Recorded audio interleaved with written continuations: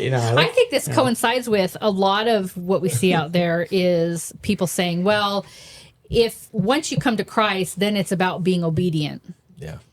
I saw something online just today where they had two pictures. One was talking about obedience, and it was just a single guy sitting there all by himself, and then there was this crowd full of people praising, like you could tell they were jamming and praising God, and that was just faith in God or something, just belief in God, and their point was actually that you're going to have to stand alone and just be that different one to be obedient. And I've said this before, I don't know, 1,000 times, that when people talk about obedience, they don't really define it. They just say, it's about being obedient. And that's exactly like, do what? Be obedient how? What are you talking about?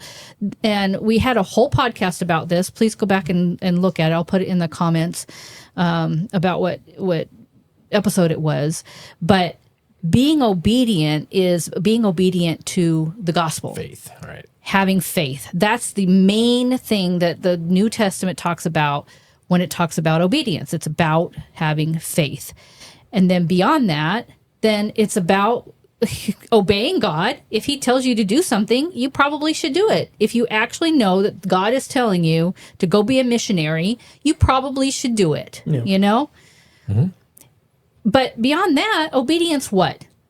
I would say that, I was about to say, I think Matthew 22:37-40 kind of wraps it up. Love the Lord your God with all your heart, with all your soul, and with all your mind. This is the first and greatest commandment. That's the gospel. Yeah. Yeah. And then love your neighbor as yourself, right? Yep. So love. Woo. Yeah.